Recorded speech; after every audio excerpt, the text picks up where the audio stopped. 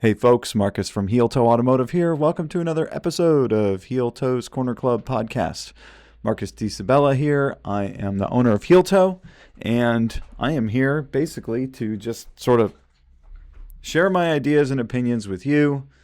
I don't know why they matter. Maybe it's because I'm getting old and I've been seeing Honda and Acura do a lot of things over the years. I've been involved with these cars for nearly 3 decades, and yeah, I love the product. I love the brand. And I think a lot of you do too. And I'm sorry, I'm just confused right now at Acura and this RSX deal. Just dive right in here. Everything about this vehicle looks like it makes sense and is pretty cool. I mean, a dedicated Honda EV platform. We know Honda is an innovating company.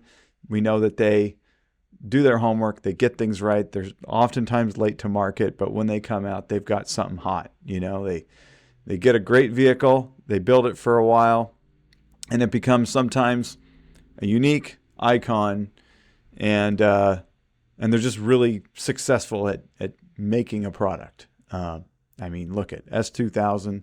The Element, enduring cars like the Civic, the CRV, Acura's, the MDX is a fantastic vehicle, the TSX, the TL, all great cars. The RSX, pretty good car, not universally loved when it came out as a successor to the Integra. They had made some changes there to the vehicle. I personally think that that's one of the cars that sort of signifies sort of the end of the Honda Golden Era, and the K20 that was there, the Integra Type R version that was there.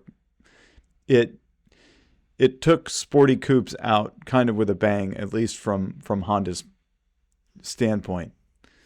This new vehicle that they're making, I am sure, is going to be an awesome one. But my only problem with it is that they called it an RSX, and I just don't really understand why they chose to do that. I mean, other than just exploiting the name RSX, there's really no reason for it at all.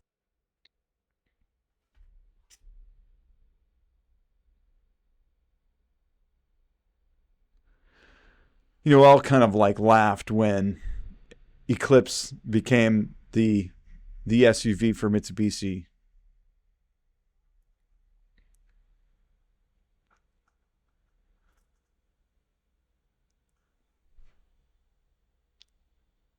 Get the fucking delivery.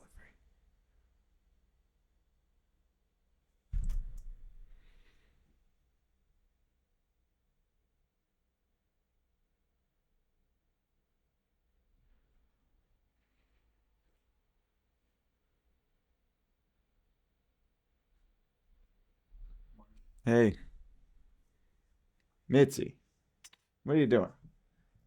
I can get friendly again? Mitzi. Mitz. Hey, wait.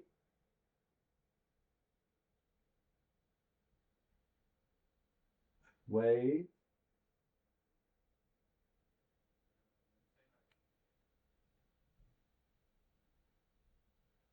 Mitzi, wait.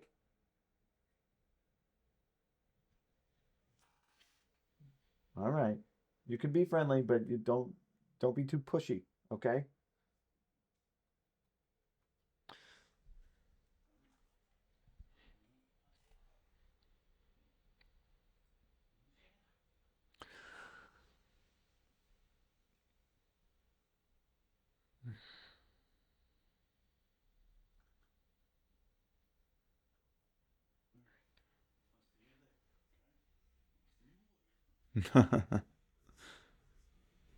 Mitz, wait. Good girl. Good. Bye. When Mitsubishi did this with the Eclipse name, it was like laughable. Obviously, they're using the name to sort of exploit their past success with whatever vehicle it is. And maybe this new vehicle is supposed to, you know, signify a new era for that platform that can't be made anymore. I mean, they can't make the Eclipse anymore what it was. They can't make the RSX anymore what it was. More on that in a moment. But yeah. And then Ford got away with all their sedans, and then their electric car became the Mustang Mach-E. And a lot of people cringed on that too. But, you know, kind of what's happening on, especially on American car side, is these vehicle brands are becoming, the vehicle names are becoming brands of their own. You know, when Dodge separated Ram out, and Ram trucks is now a thing. They're not Dodge trucks anymore. Now they're Ram trucks. And Corvette is Corvette. You know, it's not a Chevy Corvette. It's just Corvette. Mustang is Mustang. And Mustang has all these different products underneath it, which are all basically Mustangs. But then they think, okay, well, we can take this brand name and expand it out. You know, when they, around the time when the Mach-E came out, they had just announced that they weren't going to be making any sedans anymore. Ford was like, we're not making cars anymore. Well, we're making Mustangs. That's the exception. But you know what? It's a Ford Mustang, but they're really just trying to market it as Mustang. So no, Ford isn't making cars anymore. Mustang is.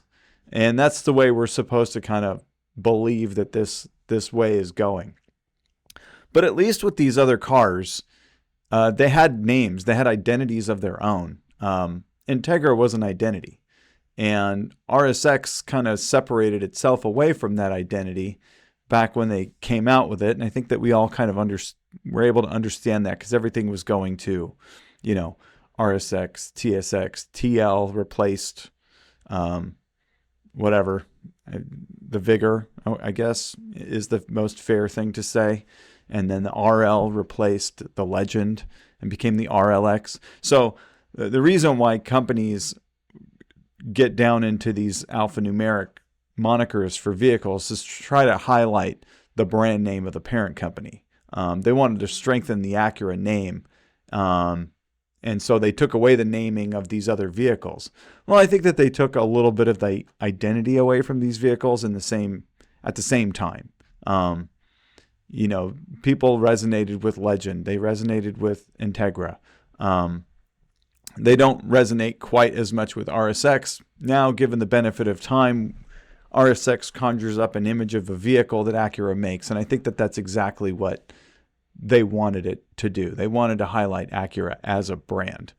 Well, here we are now, you know, fast forward so many years later, and the cars themselves are trying to be brands. Well, doesn't that mean you kind of have to go back to using the name of the vehicle that it was?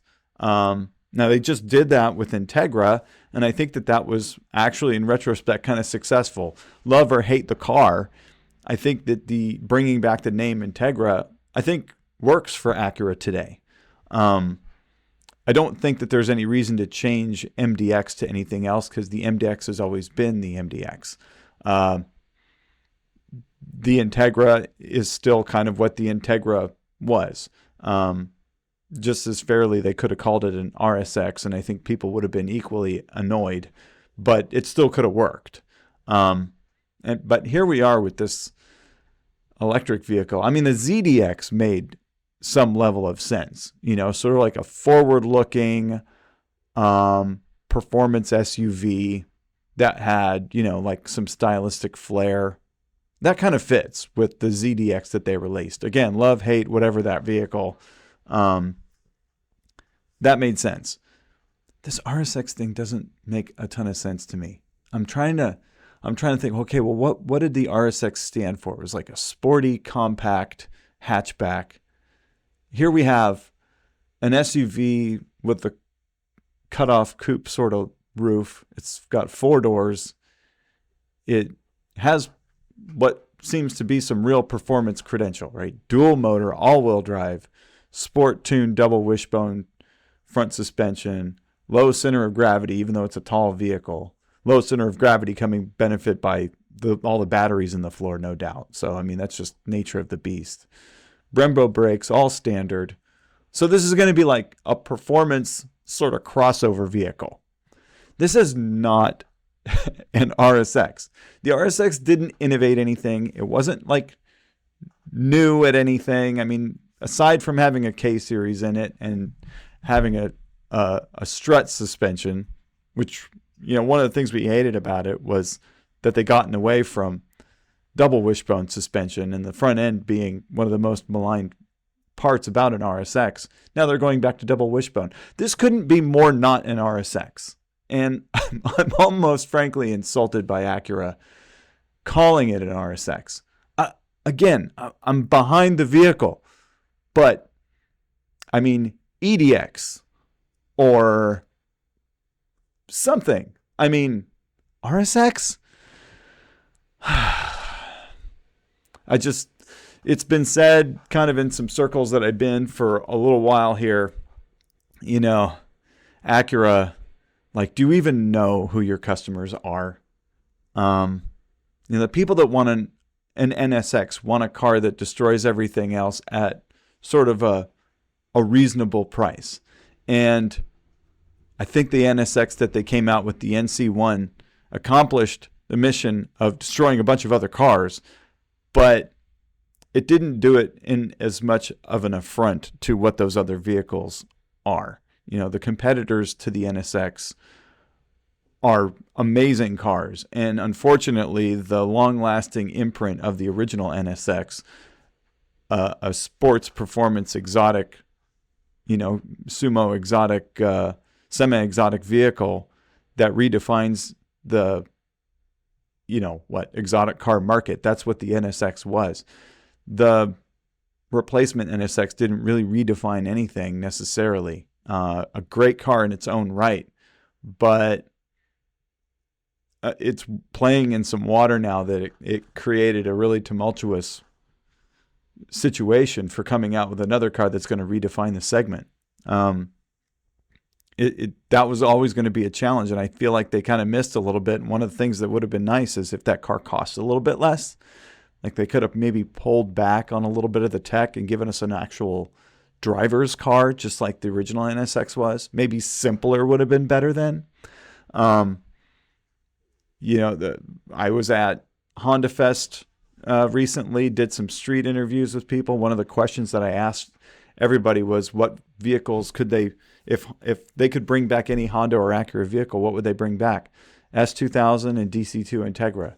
I mean, this is what the enthusiasts want. Now, we get it, Acura, that these are not going to be volume cars anymore, and it's really challenging to suck it up and make a car that isn't going to sell in volume. But, I mean, you have to, I think, appeal at some point to the enthusiast base. And by not coming out with a sport coupe, I think you're not doing it. I think that people are ready. They think they're ready for an actual sport coupe that, will be a special limited release vehicle. Now, Honda apparently agrees with this Prelude. I want to talk about the Prelude too. We need to know a little bit more about it. I think that's going to be its own podcast. The Prelude, that's a two-door car they're coming out with, and I feel like that car is actually doing what it's supposed to be doing, which is kind of being, Honda's experimental car. The Prelude has always been that car that got a little bit more engine, got a little bit more tech, got a little bit more, it was a halo car when Honda had a halo car that was like a pedestrian vehicle, not something like super halo. But the Prelude was kind of like, this is the one, like this is the car that we're putting up on a pedestal because it's got the SH transmission, it's got the four-wheel steering, it's got the large format VTEC engine, digital dashboard in the mid-generation ones. The Prelude's always been sort of like their cutting-edge sort of vehicle, and I feel like this Prelude that they're coming out with, is at least attempting to carry that on. But this RSX isn't anything RSX. I can finish talking about it now. I think I've said my piece. I really am amped about this car coming out. I want to see it. I want to drive one. But God, and at least they put Acura across the back instead of RSX. So maybe we can kind of pretend that it's something else. I don't know. I just don't. it just reeks of desperation. Like, pay attention to me. I'm an RSX. Like, no, guys.